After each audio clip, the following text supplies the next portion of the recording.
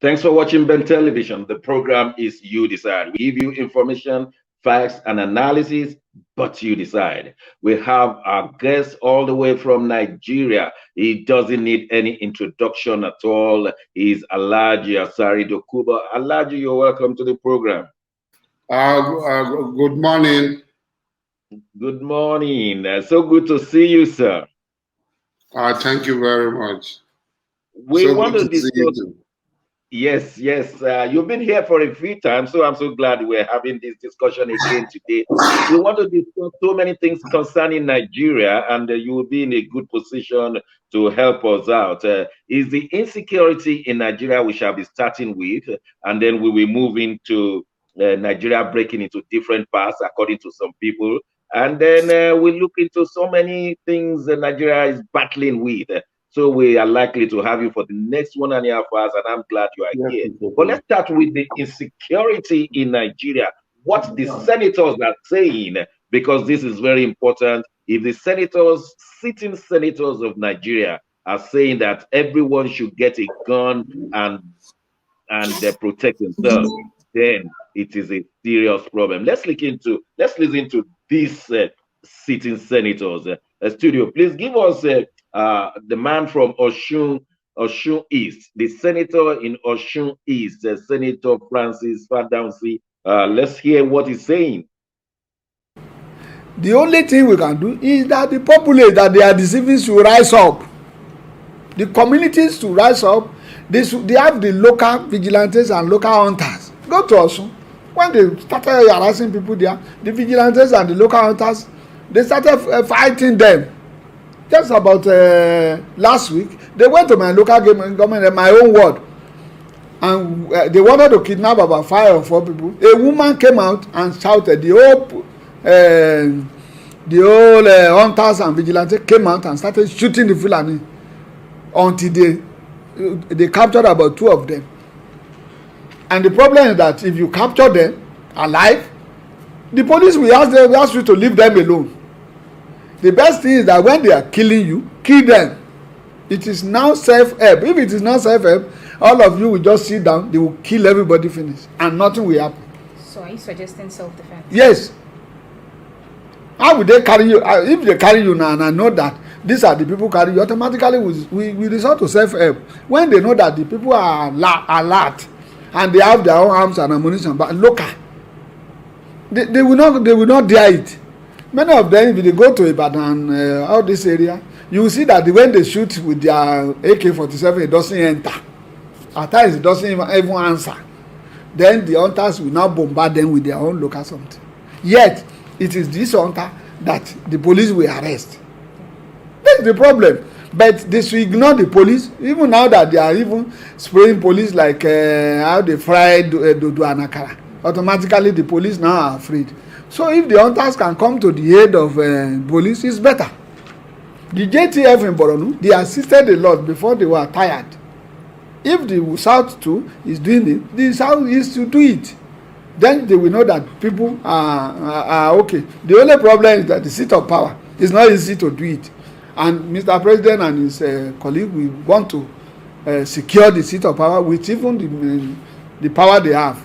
But who will secure the villagers around the villages in Abuja? Many things are happening in the villages, which we hear and we know that they are in trouble in the night and in the afternoon. So that is my own solution. Thank you, sir. You are welcome. Wow, wow. Did you hear that? That's a sitting senator. He's in the same party with the president. Let me first of all have reactions from our guest speaker, Alhaji Asari Dokubo. What's your take on what you have just heard, sir?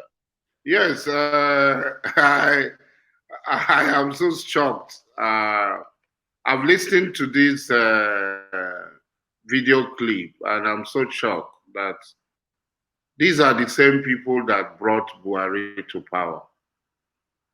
He's an APC senator. Mm. Senator Smart is an APC senator. They are the people who brought Buhari to power.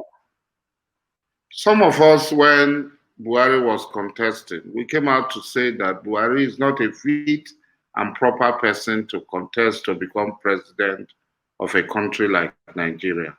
I am a Muslim, and at the end of the day, they foisted Buhari on all of us. And today, every day is the news of death. Every day. And we wake up and we go to bed, we are not disturbed by the rate of killing. The killing started in the north, in the northwest, in Zamfara, in Sokoto. It extended to even his own state, Katsina State. And now it has extended to the heartland of APC. You see, when you see evil, as a Muslim, our Prophet Sallallahu Alaihi Wasallam said, when you see evil, you speak against it, you resist it with your hand, you speak against it, or you hate it in your heart. That is the weakest of faith. We know that Buhari cannot govern a country like this, and a heterogeneous country like this. Buhari cannot govern this sort of country. This country is too complex and big for a person like Buhari. He is so bigoted. Okay, Alhaji, we were told that you declared a state of Biafra and nobody has picked you up. What is going on? I did not declare state of Biafra. Biafra had been existing, and you can see the Biafran flag behind me. Biafra had been existing from May 30th, 1967. Biafra was set up by the people of Biafra on May 30th, 1967. The Biafran the Eastern Consultative Assembly, made up of all the people of the former Eastern region, set up, declared Biafra as a sovereign state. Effiong does not have the constitutional power under the laws of Biafra to terminate the sovereignty of Biafra and hand over same sovereignty to Nigeria. What Effiong did was the Biafra leader, Odumegu Ojukwu, ran to Ivory Coast and handed over to Effiong. Odumegu Ojukwu is not Biafra. Biafra are its people and its citizens. It is the people of Biafra that made Biafra. It was not Odumegu Ojukwu that made Biafra. It was not Effiong that made Biafra. It was not me, Alhaji Dokubo Asari, that made Biafra. Biafra belonged to the people of Biafra. And before Biafra can cease to exist, or our sovereignty will expire, it is the people of Biafra that will take a decision. And right from May 30th, 1967 to date, the aspiration and the demand for the existence of Biafra had not ceased.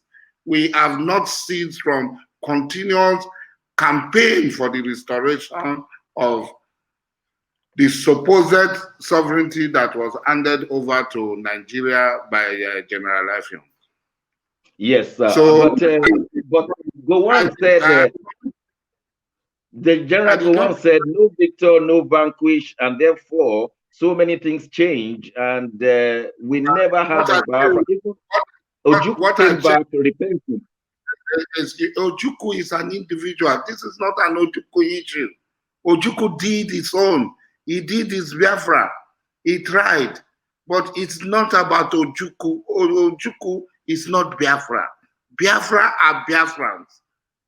And we Biafrans have the right to continue. If Ojukwu said, I am going to give up, I am not ready, and he leaves, that is Ojukwu. Ojukwu has the right to say so. Nnamdi Azikiwe did so. If tomorrow at 57 I say I'm tired, I don't want to be, and I go away, that's my own right to do so. But I cannot impose my will, my personal whims and caprices on the people of Biafra. Biafra is a sovereign country.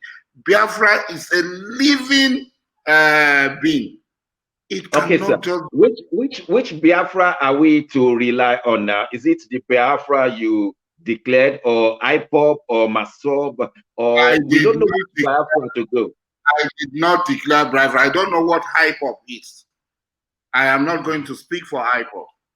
I know that there's a group that is a terrorist organization declared by ECOWAS court that its name is IPOP, led by one fellow who jumped bail. So I am not going to waste my time on that. I am going Okay, to talk about. Sir Alhaji, the federal government said you are social media president of Biafra. What's your reaction? I'm coming. Okay. Yes, it went off. You know, the internet is not reliable. I'm in my village now. Go on, sir. Go on. Biafra. The question. As it, yes. Yes. Biafra as it is that I declared Biafra is not true. Biafrans came together and appointed me for 90 days as chairman of Biafra de facto customary implementation committee for the government of Biafra. It's a 90 days period. And Biafrans from even the IPOP, the deputy leader of IPOP, and several others came together, which MFO and so on, came together and appointed me as the leader. Now, if the federal government that took me up to Supreme Court now turn around that I'm a social media leader and so on, why would I even reply or talk, respond to such nonsense? It's okay, I'm social media. So the ones that goes to the road in the name of unknown gunmen and kill them, those are the ones they take seriously. Okay, they'll be killing them. We'll be watching on the sideline and be smiling and laughing at them. All right, I will come back to you very soon. I want to ask my colleagues here. I have my colleague here from London, and there's another colleague in Milan, Italy. I just want to quickly ask Nat. You listen to Alhaji Dokubo, and you listen to Senator Francis Fadausi. What's your take now? Senator Francis said we should all take gun and defend ourselves. And Alhaji Dokubo said, well, he's doing his own beat in his own area. So what do you say? Well, there's a lot of confusion in the land, uncertainty and unclarity on some issues.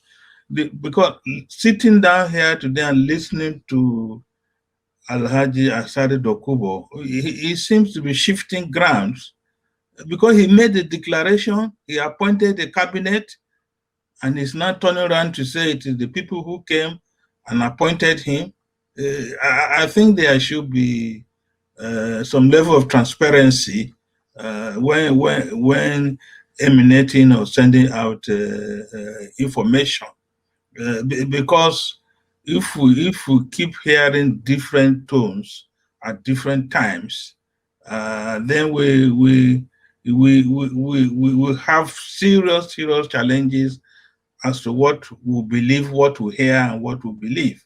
I think instead of creating more confusion in the politics, there should be some level of clarity, level of ownership. Excuse me, sir. Can I come in and declaration? Is Biafra one? Is what Biafra one man? You see, when intellectual talk and they don't talk like intellectual, so if Buhari makes a statement, did Buhari declared himself president of Nigeria? Is Boris Yeltsin in London speaks? Is it Boris Yeltsin that made himself prime minister of the United Kingdom? People were there elections? Were there? Did you stand for any election? Excuse me now, please. You interrupted me. Yes, there are online elections. There are processes. An individual cannot stand today and declared himself president or this thing, except the person is sick. There were processes, and Uche Mefo, the Secretary of Publicity and Communication, who was deputy leader of IPOP, had come to clear the air. Owaswike had come to clear the air that I never declared myself. It was not a unilateral declaration. But people are free to accept whatever they want to say. When there's a preconceived idea, people preconceive that this is what you want to believe. There's nothing we can do about it. They can keep on believing it. They can say Alhaji Dokubo Asari declared himself president of Biafra. He declared Biafra. Okay, there is nothing wrong about it. But the issue is that I did not. People came together and the implementation committee of Biafra. That is what happened. All right, thank you, sir. Okay. I want to quickly get to Italy. No. Let me get to Mark in Italy. Mark, you are listening to Nat and you are listening to Alhaji Dokubo. You have listened to Senator Francis. Mark in Milan, what's your take right now? Because after you, I'm going to ask Senator Alin Dume. Yes, I want to say something. Alhaji Dokubo Asari, he has the facts. He's putting out some important information that a lot of people get confused with. Biafra, the terminology, the name Biafra has nothing to do with any single person. The name Biafra is a region, a people from a region in Nigeria. We should take note of that. You see, what is causing some confusion now is we are mixing up everything. Everybody is looking at IPOB as Biafra. There's a mix-up, but it should be clear that the name Biafra are a group of people. The eastern region of Nigeria are Biafras, number one. Like Alhaji Dokubo said, he's putting out some good facts. Number two, nobody is Biafra. Nobody has the power to claim or say they are the ones that are Biafra. Like he said, like our Alhaji said, Honorable Alhaji, every person comes and goes away. Ojukwu was not Biafra. Ojukwu was at a point in time a leader, a figurehead for Biafras. So if these things are understood, we can know how to use words and how to make references. Alhaji Dokubo is giving us a good fact. These are things I also want people to state because it's causing confusion in the world. That is number one. Number two, yes, the insecurity in our country has gone out of hand. There is no gainsaying. Even a blind man can tell you what is going on. A dumb, a deaf can tell you Nigeria is collapsing. And the sad thing is the presidency, the ruling party doesn't see it that it's collapsing. They are seeing it as oppositions fighting them or oppositions creating a scenario of confusion. So, but it's so appalling. They are also not calling to terms the individuals and the groups behind this hideous crime going on in Nigeria.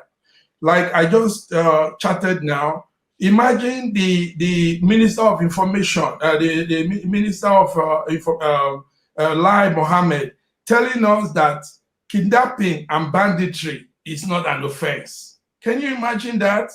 And this thing it's not an offense for the federal government to handle. Yes, it's not a federal government offense.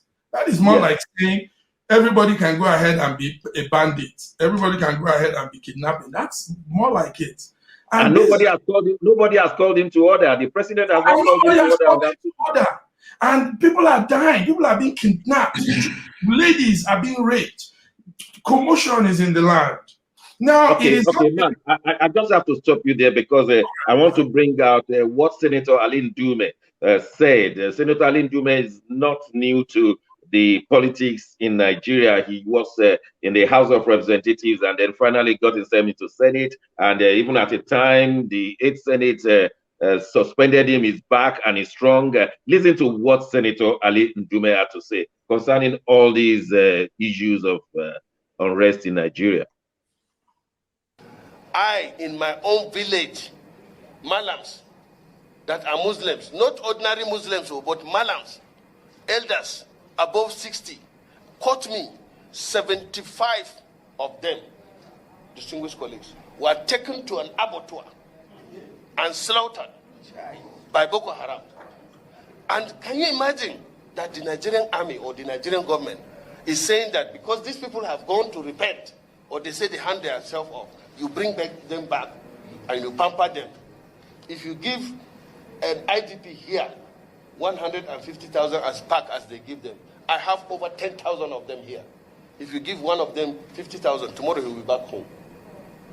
He's displaced, he's suffering, he knows these people that killed their parents.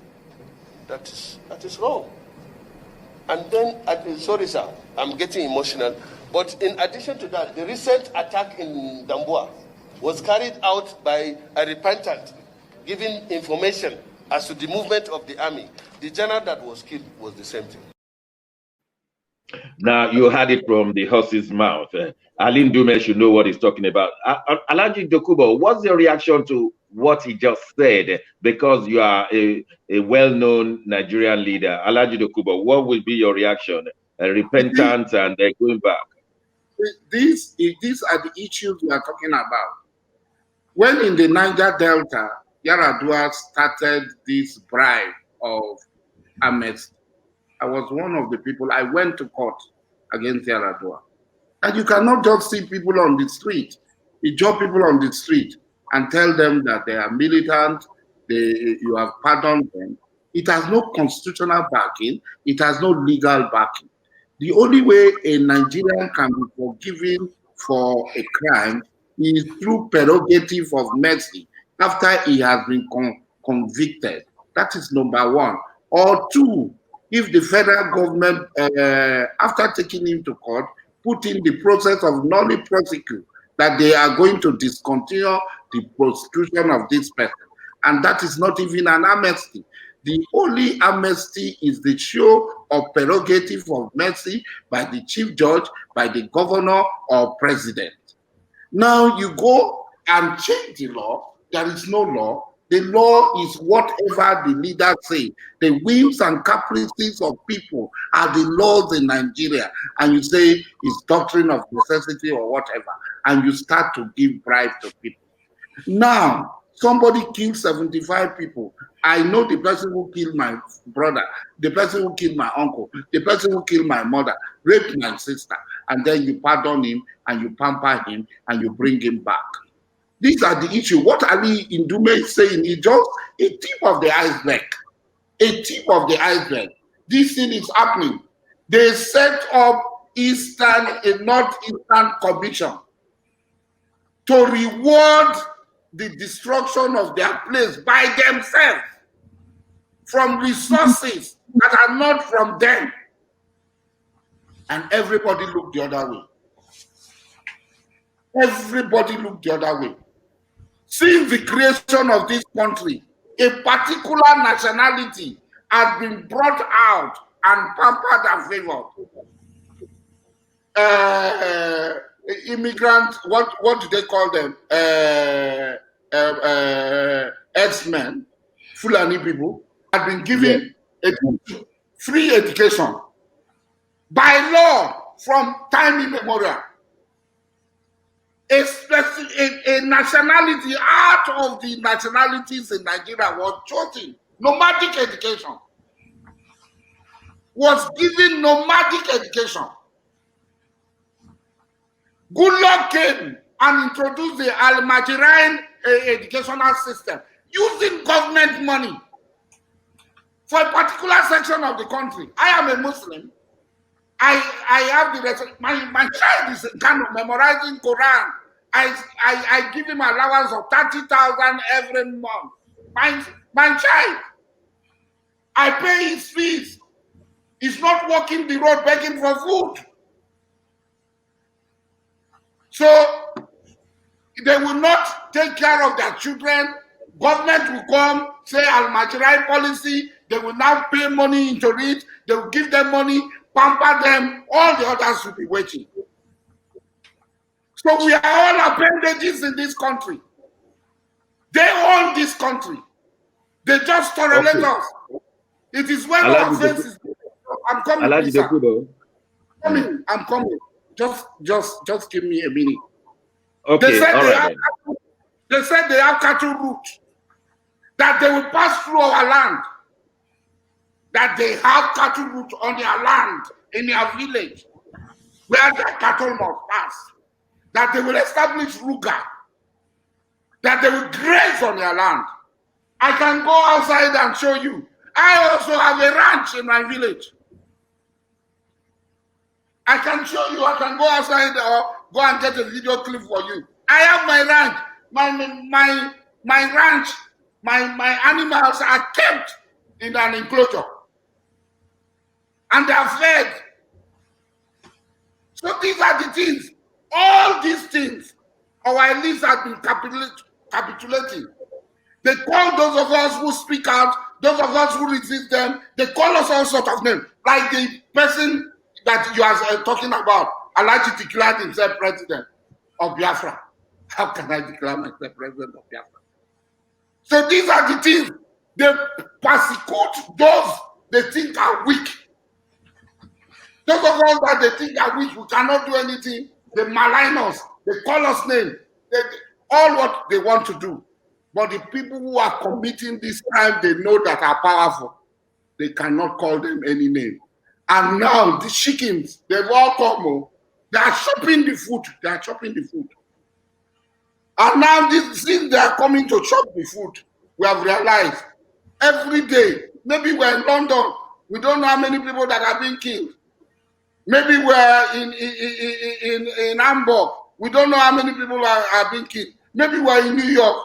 This is a daily occurrence. People no longer cry when people die because death is now a normal thing.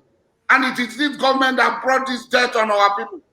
And we should pick them out and tell the whole world that this government is responsible for the genocide that is going on in Nigeria. Not only against Biafrans, against everybody, against Yoruba people, against Nupe people, everywhere. Against the Gala people, against the Doma, against thieves. People are dying on daily basis. Okay, Alhaji, we have to go on a short break because you will still stay with us for the next 1 hour. So we will be asking you more questions. I will personally want to ask you a question on what a state includes. That is, does it have a geographical place so that we know where Biafra is? Where does it enter the Yoruba land, the Igbo land, or is it south-south? All of those ones we want to hear from you, the geographical delineation of Biafra. But we have to go on a short break. When we return, we'll be listening to one sitting House of Reps member who said terrorism has gone into synergy and that in Nigeria, Boko Haram is aligning with bandits, bandits aligning with kidnappers, kidnappers aligning with terrorists from the south, and that there is a serious network of killing, maiming, and extortion. Don't go away. We'll be right back.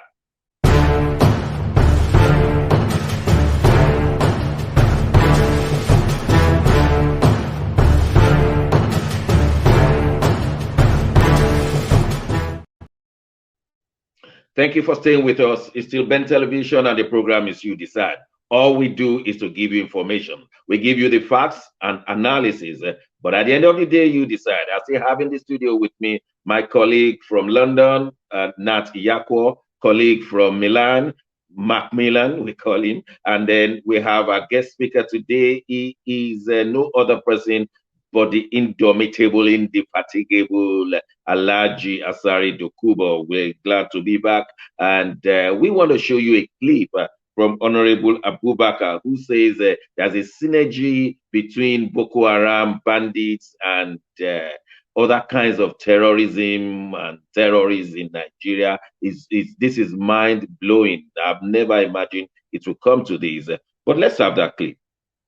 In the meantime, while studio is sorting it out, let me ask Nat. Nat, how will you react to Alhaji Asari Dokubo? He said, you've had everything he said. Don't let me repeat it and make mistakes. How will you react, Nat, to what Alhaji Dokubo has said? Well, historically, there is nothing new he has said. Some of these areas of challenges he alluded to, they have been around even as old as Nigeria itself as a country. But my worry and concern is the issue of Biafra. I think Biafra existed. There this area of geographical area which they are talking about called the Bight of Biafra, like the Bight of Benin. And if you are talking of the Bight of Biafra, those coastal areas, it's a wider geographical area than what Biafra is claiming today. And Biafra cannot be talking of of Eastern Nigeria. Some of the South states have said they are not part of Biafra. And so you cannot coerce people to come and join you when they say they don't want to join. No, we have this area, the South side, especially Akwa Ibom State and Rivers State. We know the historical challenges that are still existing concerning this abandoned property issue, especially in Port Harcourt. And when you have individuals who want to enforce their ideas on other people, I think this is not fair. Individuals in this era of enlightenment, individuals should be allowed to make their own decisions, especially when it comes to self-determination, especially where it comes to where do they think their welfare will be taken care of, or even their security. Well, that is a fair one. I just want to ask if the studio is ready. Can we have that?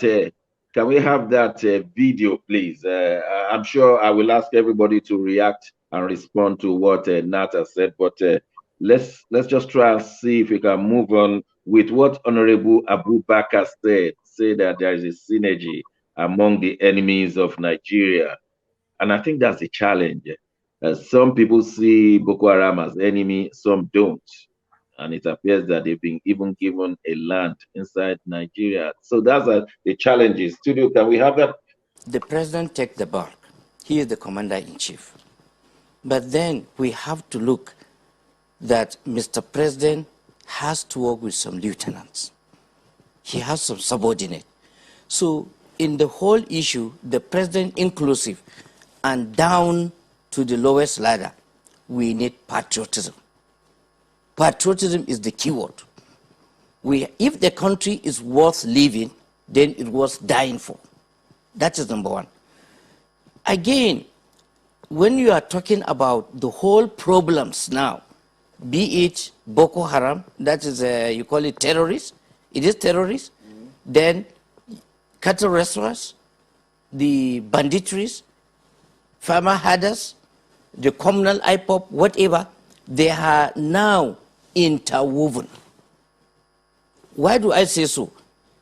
I have 2-3 principal witnesses that were kidnapped here in Abuja, kidnapped by some people from that you can term the IPOB group. They took them to these banditries, cattle restaurants, and onward to Boko Haram. And the Boko Haram settled those people. And then the Boko Haram negotiated for the ransom. So they are all related now. That is the issue. That is why the issue becomes more complex. I have 3 people that were kidnapped and they went through this scenario. the astonishing part of it, the security agencies, they know all these their camps, be it banditry camp, be it Boko Haram. Because look, night concert, we have satellite, we have all this. A common secondary school student now can do drone to track something. Do you think our intelligentsia doesn't have that record? They do. So what exactly is the problem? That is the issue. Patriotism. A lot of people are trying to make money because this phantom says people in the presidency are making money, ministers are making money, members of the National Assembly are making money, so I too will make my own. And you see this, let's say the Boko Haram, to some extent they are educated religiously with their own definition of religion.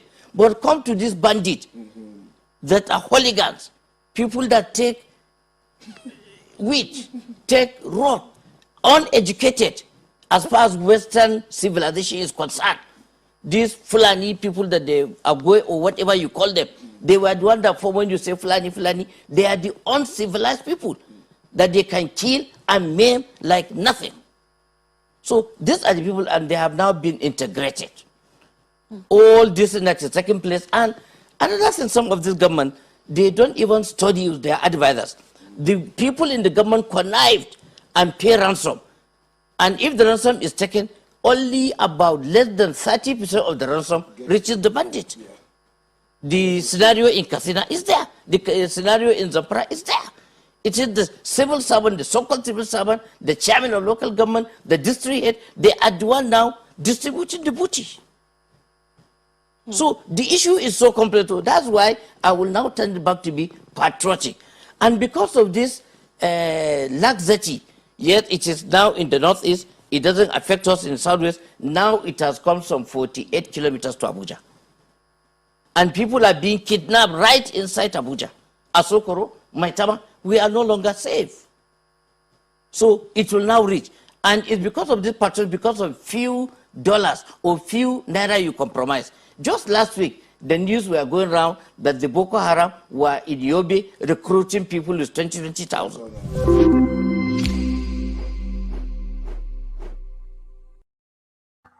Credit to channels there.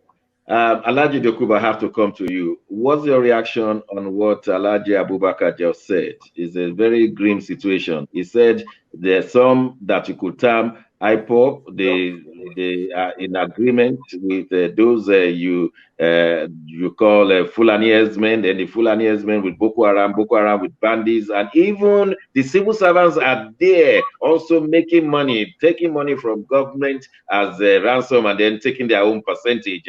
Alhaji Dokubo, do you have anything to say to this? This is the reality that stares at us. Government had totally collapsed. Governance had collapsed. The government had abdicated its responsibility.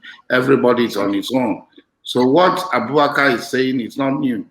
What the Senate, Father Ozi said, the senator from Ochun State, is the reality that the people should resort to self-help, because the level of kidnapping and the brutality that is shown. You see, some people kidnap and you find out that they just do the kidnapping, they treat the people that call them a lot of respect, they treat them humanely, but these people, they rape, they do all sorts of things, they kill people in front of you. And now the synergy that is now existing is not new, it's the truth. People will be kidnapped from the north and brought to Port Harcourt. They'll be kidnapped from the north and brought to Port Harcourt, kept around in the creek somewhere, and money is paid. After money is paid, they are released somewhere in Port Harcourt. The stories are everywhere. That is the failure of the stories are everywhere. Alhaji Dokubo, how do you think Nigeria can stop this one? Do you have anything to advise? Nigeria cannot. Nigeria had collapsed, and we have to prepare the final funeral burial for Nigeria. Because if we continue like this, it is this story of death this story of destruction, this story of all these things that are happening that will continue to happen. Why will anybody want us to continue in this sort of condition? Why would they not let us to go a separate way? You think if there is an election, if there is a true election in 2023 and a new president comes in, you think it won't change?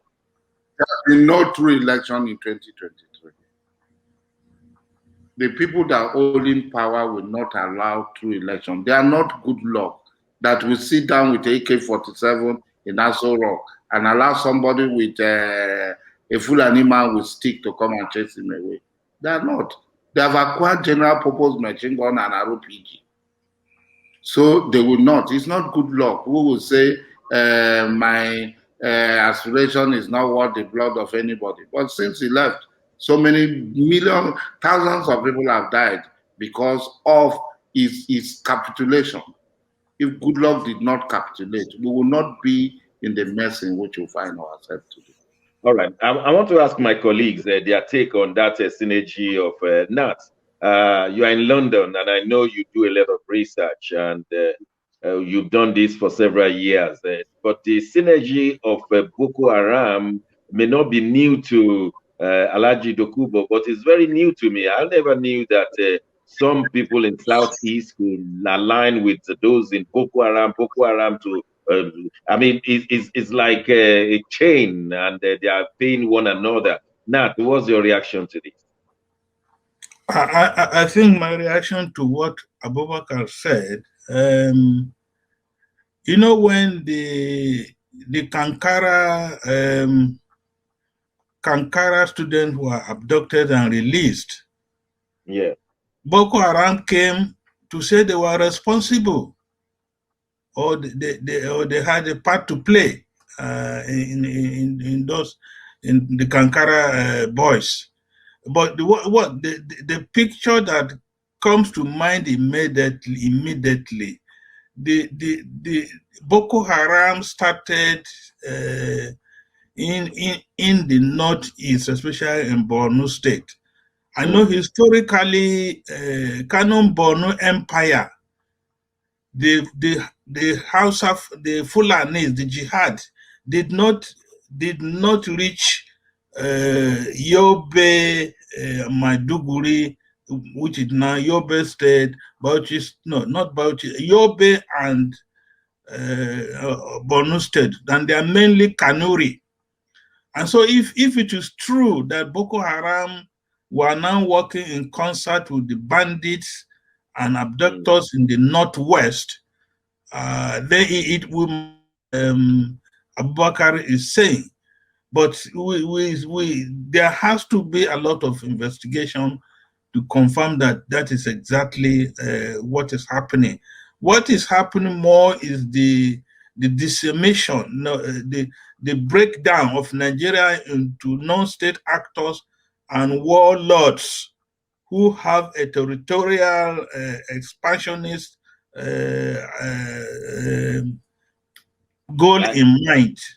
But as for the Southeast, collaborating with Boko Haram or with the bandits, I am not too sure. Maybe only in the area of trade, where Alhaji Dokubo said people kidnapped from the north are brought to either the southeast or the south and are traded off and sold off.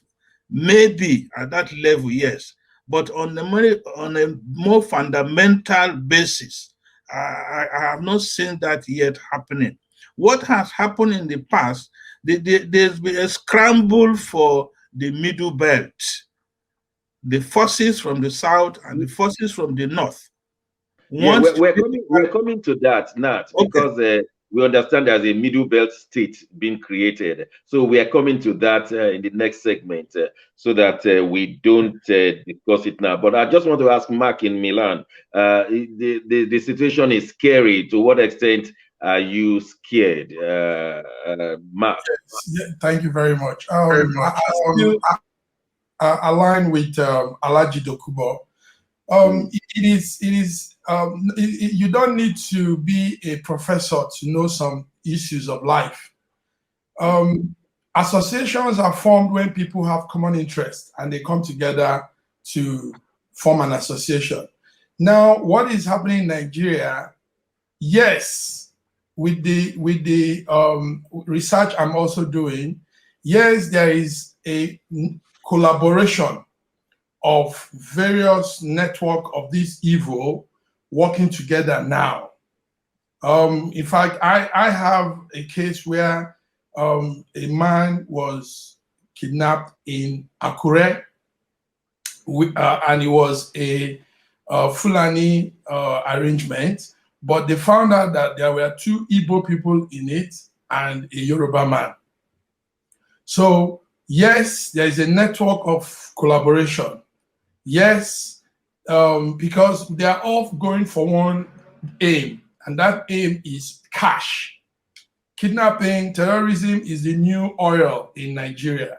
So people could come together and plan together as an association and carry out this wicked crime. So Alhaji Dokubo knows what he's saying, and I align with that because I also have a witness. It's stated in the message I got on Wednesday in Akure. So we shouldn't. This is one thing that we all do, hiding from reality. Life is unfolding very fast, and with the age of human interaction, a lot of things can spring out in a very short while. A lot of things. Mark, Yes. are you trying to say that the federal government is not up to the task, that Nigeria is a failed state? Can you be that bold to declare Nigeria a failed state? If Nigeria all these but the federal government is up to the task, Dr. Shegun. The only thing is the federal government is not owing, they are not standing up to the reality. Well, I mean, look at our Minister of Information and Culture, Alhaji Lai Mohammed, saying things he says. This shows that they are not standing up to reality. It is there in their view, in their eye, happening raw, but they keep dabbling with words, dabbling with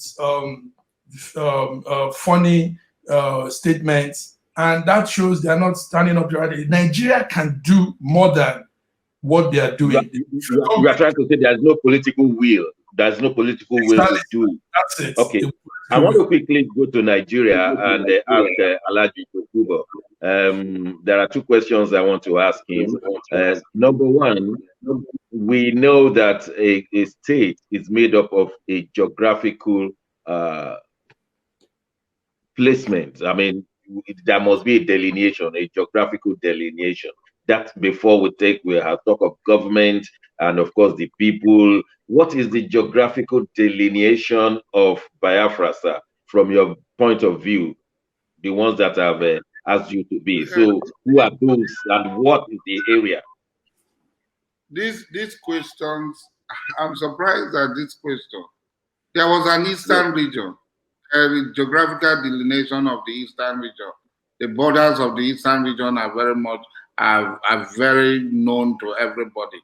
Anybody that can go back to the books. There was a Biafra that was declared, that was recognized by Haiti, South Africa, Tanzania, Cote d'Ivoire, Ivory Coast, a sovereign Biafran state. And these countries... You use the word sovereign. Is your own Biafra sovereign? You have sovereignty.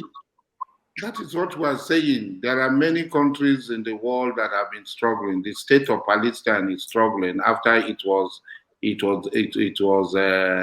balkanized by the British when Transjordan to Palestine to the formation of the apartheid state of Israel, and so on.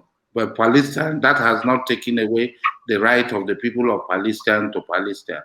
There is the issue of Northern Ireland and Ireland, Northern Ireland and the Irish Republic. Now, the question is Ireland not a country? It is. There are so many. Northern Ireland is still part of the United Kingdom. That's what I'm saying. Up to now, people in Northern Ireland are struggling to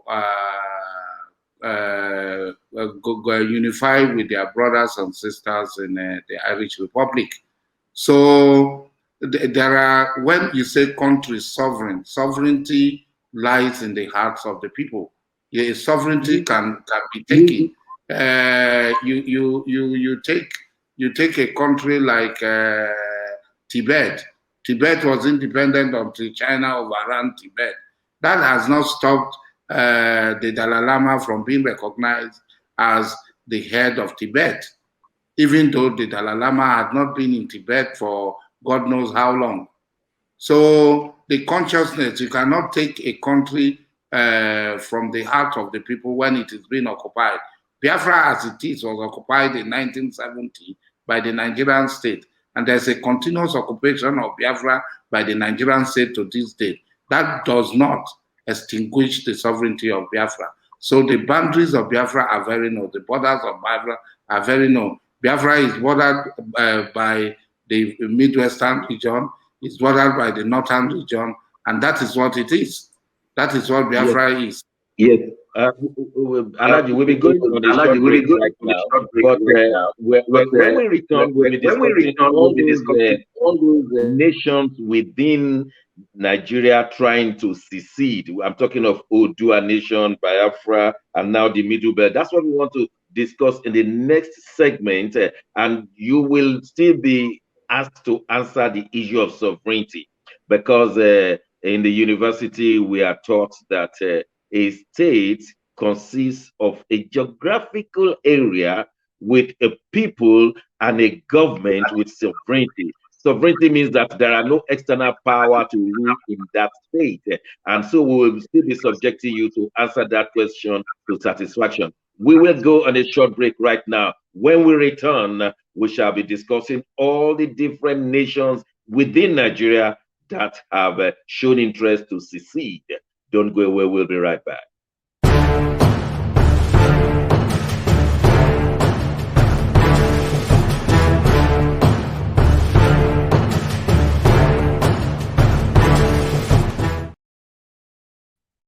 Thank you for staying with us. The program is You Decide. We give you information, facts, and analysis.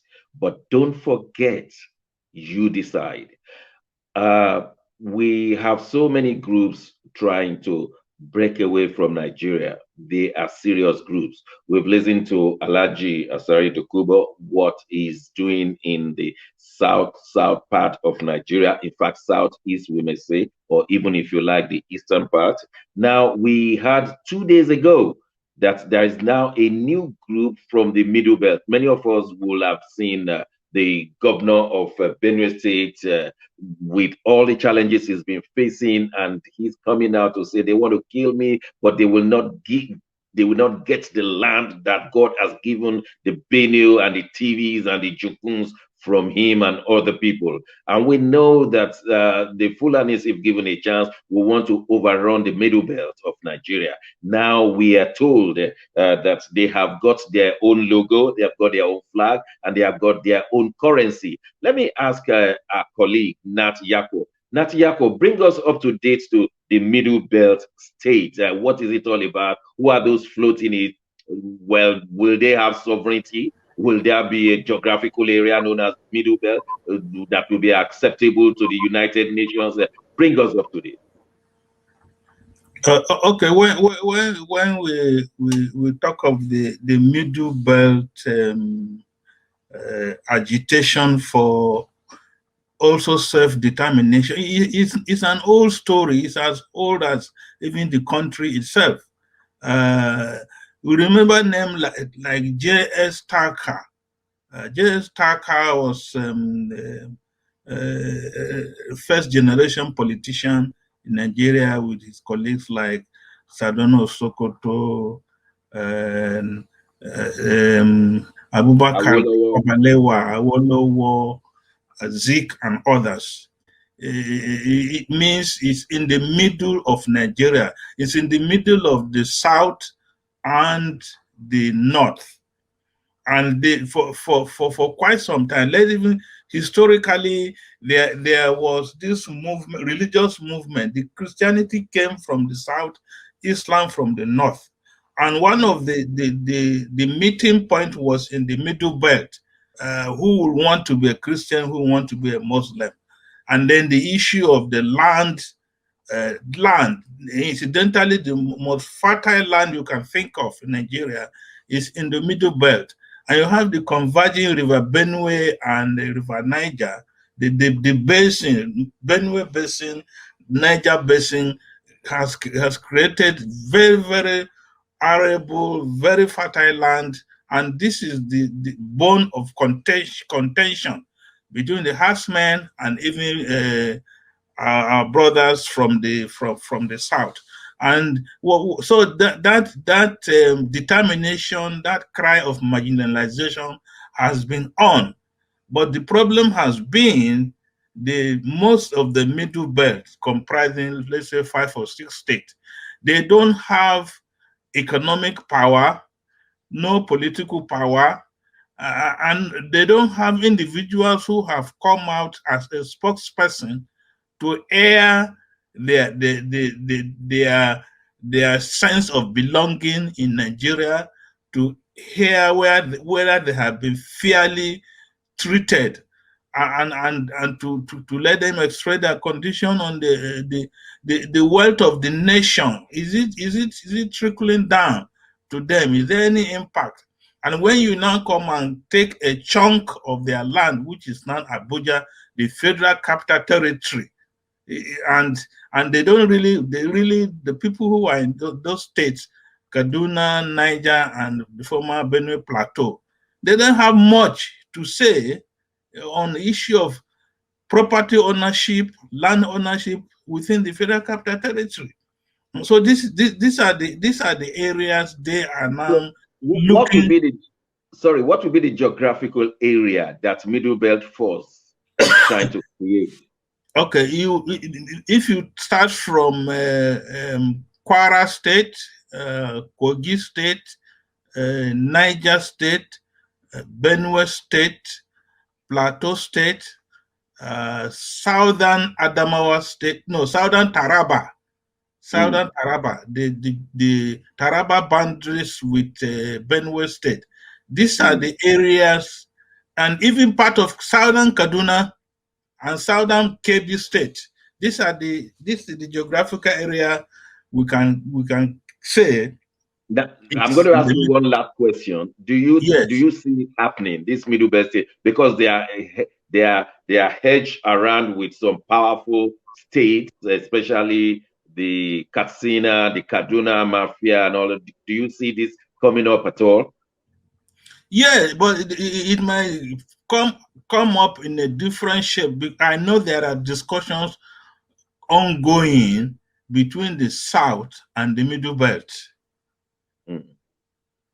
All right, let me go to Alhaji Dokubo. Alhaji Dokubo, we have had you, the Biafran state. Now, of course, you are aware of the Odudua state that some people are asking for, and now the Middle Belt state. How do you see Nigeria in the next 2 years with all these nations wanting to get out of this nation state? I think self-determination is an inalienable right of every people. Every people have the right to self-determination. Nobody can take that. And that's why the United Nations Charter and the African Charter clearly stated that self-determination is an inalienable right of the people. Nigeria as it is. Does the Nigerian Constitution recognize that? Nigerian Constitution. Nigeria does not have a constitution because Nigerian Constitution was imposed. Because when you open the preamble of the Constitution, it says, "We the people of Nigeria." That's a lie. That's 419. That's deceit. Where did the people of Nigeria meet to make a constitution for themselves? It was a military fiat. by General Alhaji Abubakar, General Abubakar, that brought this constitution into being. And so we must put this lie aside. The people of Nigeria never made a constitution for themselves. The last constitution the people of Nigeria made ended in 1963.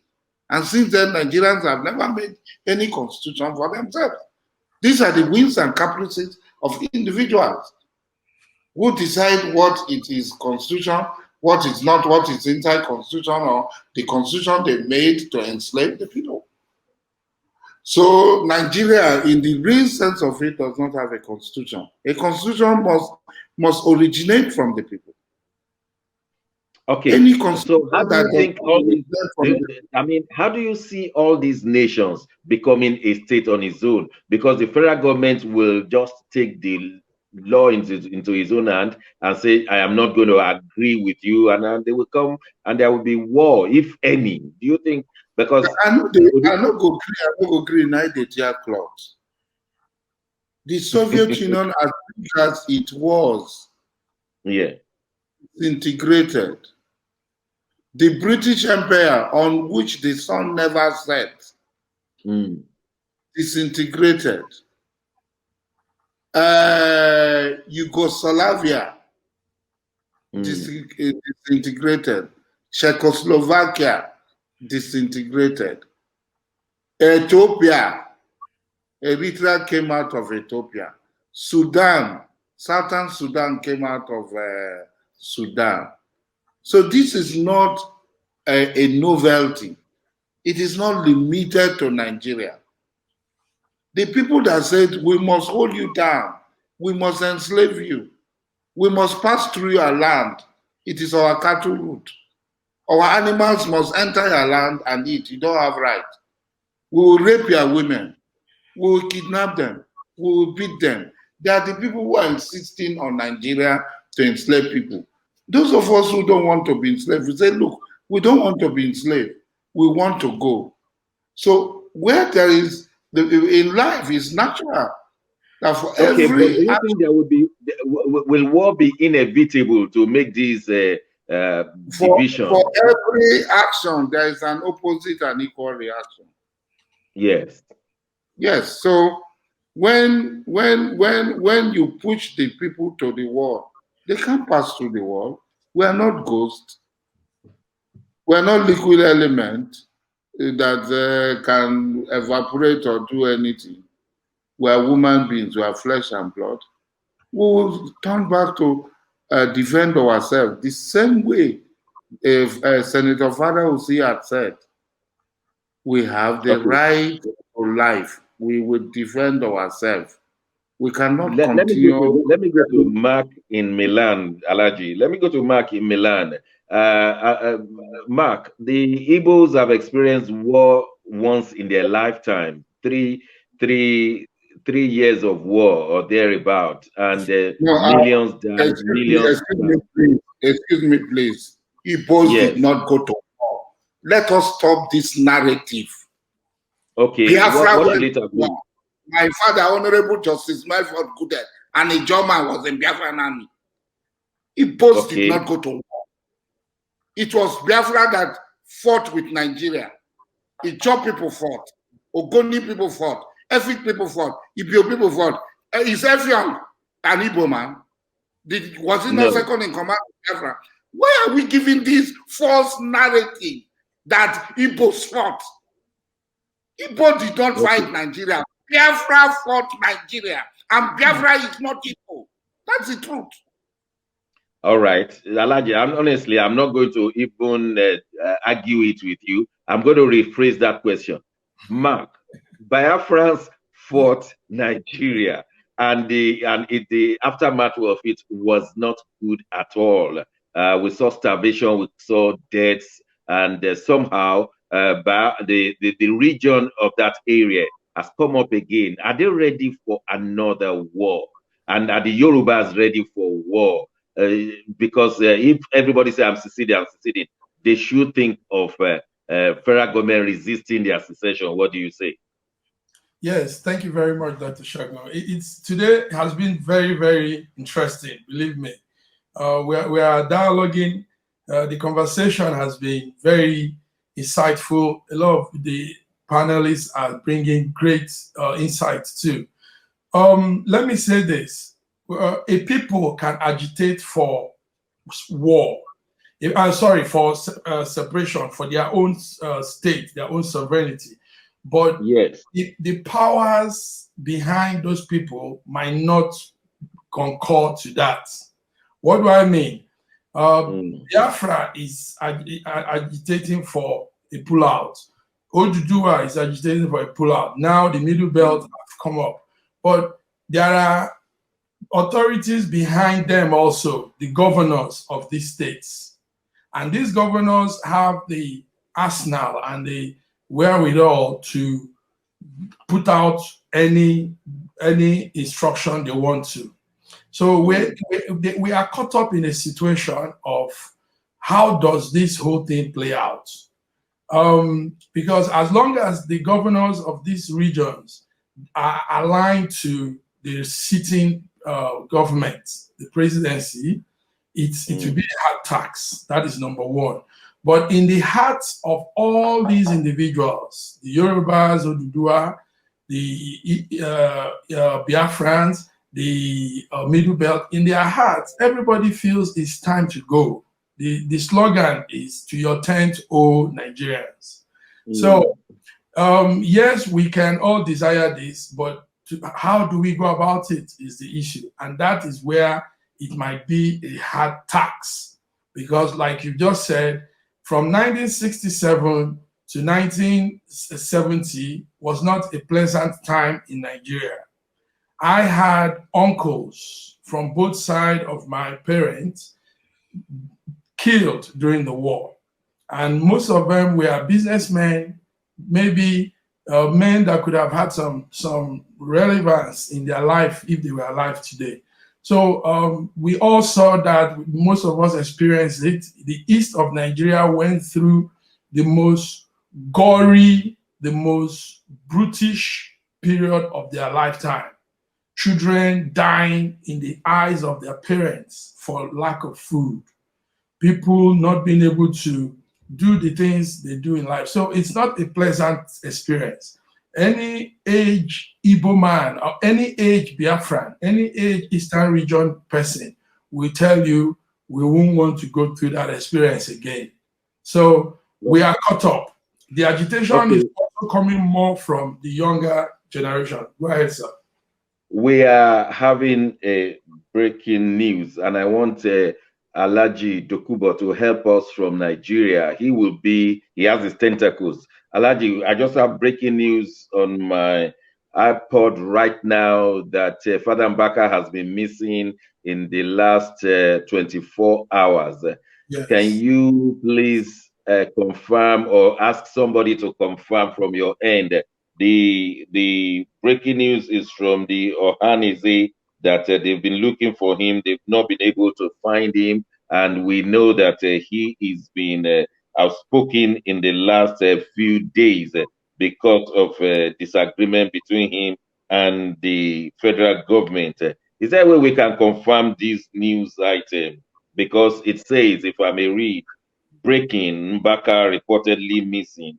Ohaneze raises alarm and warns federal government. It says the Ohaneze Ndigo Youth Council worldwide on Wednesday raised the alarm over the whereabouts of the fiery Enugu priest, Reverend Father Mbaka. The cleric of the Adoration Ministry Enugu has been in the news after he asked President Muhammadu Buhari to resign. This was followed by a revelation by the presidency that he was attacking Buhari because he was refused a contract. Many of us saw the video. It went viral where he said he was feeding 23,000. He brought Buhari to the throne of grace. Buhari has been elected twice, and he sent 3 contractors. None of them was given contract, and the story was getting messy. And Garba Shehu said, no, we're not going to give you any contract, and whatever you want to say, you can go to anywhere you want to go. Now we are hearing, I don't know whether this is correct or not, But I want Alhaji Dokubo, do you think you have any insight into this, or we should just wait a few more minutes to know what is going on? I hardly listen to Nigerian news, so I'm even shocked. Madam Baka is somebody that I have very cordial relationship with, even though we had not agreed on most of the issues. But Father Mbaka is a very amiable person. We talk. He contacted me. We talk, and he's a very good person. And it will be sad if any harm come to him. There should be divergence of opinion in every society. That's what makes a society to be lively. If everybody is monolithic, everybody is following one pattern of thought, then we will all become zombies. I have one question for you, sir. Since the declaration of the Biafra that went viral from you, have you ever been contacted by the federal government, either by DSS, police, governor, or anybody else? No, I have had threats from the chief of army staff, from several people that have been arrested. My name and Sunday or names were mentioned. They will arrest us. But nothing had happened to me. Nobody had arrested me. Nobody had molested me, because I hardly go out of the confine of Biafra land. And in my village, I am inside my village. And if you are not moving up and down and loitering up and down, it will be difficult for people to come and harass you. So I am within my space, and in that space. We are coming to the end of this program. What advice will you give Nigerians, Alhaji Dokubo? Then I'll go to my colleagues. What advice will you give to Nigerians? The advice I will give is simple. Let us hold a sovereign national conference. That is the easiest and most peaceful way. Hold a sovereign national conference. The outcome of the demand of the various nationalities should be subjected to a referendum in the various nationalities and regions. If they so choose, if Biafra wants to go as Biafra, if Yorubas want to go as Odua, if Middle Belt want to go, let us go. Look, the other day I heard that Serbia provided COVID vaccination for Bosnia. And Serbia and Bosnia were at war. But what if the federal government refute that sovereign conference? That look, you can have conference, but not sovereign. That is not binding. Who is the federal government? Except there is something different from what. If there is a federal government that includes me, and I want a sovereign national conference that includes Senator Fada Osi, and he needs he demand on sovereign national, then who is the federal government that will say no? If there's a federal government that says no, then that government is a colonial government that is colonizing the other part of the demands of the other people. Then war becomes inevitable. But where I'm standing, the Buhari government is saying there is not going to be a sovereign conference from where I'm standing. Then the Buhari government will turn this space into Somalia and Syria, because they do not have the power to take the people. All right. Let me just ask my colleagues. Nat in London, what's your last take for today? Well, the last thing is that all hands must be on deck to sort out our country, Nigeria. Will you support Alhaji Dokubo's National Sovereign Conference so that we agree? I mean, he's saying that let's go to 1963. Some people are saying let's go back to 1914 so that we can sit down as groups of people and say, do we want to be together or we want to go separately? What are you saying now? We've had more than 10 sovereign whatever conferences in Nigeria. No. We have more than 10 national conferences. Never sovereign. Sovereign means whatever decision they take is final, but we never had that. Okay, I mean, we don't, no conference will solve our challenges. So you don't believe that we should sit down and agree how we want to constitute a nation together? No, because if we are talking of a sovereign conference, then the National Assembly is gone. Yes, if that's the position, if that is sovereign, then let it go. Yeah, but that's what we should be to agree on to start with. There have been clamoring of even having one a National Assembly that is not by camera to start with. So if if we're going to have a national sovereign conference and they say that they no longer recognize those in power, they let them go. That's the situation. Instead of killing millions of Nigerians in different parts of the country. But let's ask Mark, whose cousins and uncles were involved in the last Nigerian civil war. Mark, what's your last take? Thank you very much, Dr. Shegun. Yes, I say we stand for restructuring of Nigeria. Nigeria has to be restructured. We've had Who are these we? Who are these we? Yes, representatives from each region should be brought forth and state how we want things to be done equally, restructuring, equal. Nobody should be above in any of the number. Nobody should think his or herself superior to anybody in Nigeria. We're all Nigerians. We all own the land. We're all stakeholders to the land. So restructuring to benefit each stakeholder, each member of the sovereignty of Nigeria is what I ask for. Thank you. Okay, my colleague from Milan, Mark, thank you very much for participating today. Colleague from London, Nat Yako, thank you for participating today. And to our guest speaker, whom we will always call back again and again and again, Alhaji Dokubo, we love you. We thank you for always answering our questions. And we will want to see what happens in the next 3 months, in the next 6 months. Maybe you have something to say to Nigerians. We will love you to come back, and our representatives will be getting in touch with you. I don't know if the studio will permit me 10 seconds. Alhaji Dokubo, do you still have one more thing to say in 10 seconds? You are such a precious Nigerian. What I want to say is there must be a lot.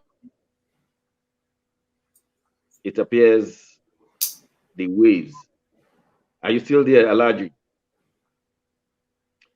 Well, it appears the waves have stopped Alhaji Dokubo from giving the last word for today. That's how far we can go today. My name is Shegun Johnson. The program is Food Decide, and the television is Ben Television. We'll come your way. We'll come your way next Wednesday. Alhaji Dokubo, thank you very much. And thank you very much to the crew, all of you in the studio. We want to thank you, to Anthony, to Olsen, to Hazel, and much more. To thank our executive producer, Dr. Alistair Shiode. Until next Wednesday, may the Lord bless you all.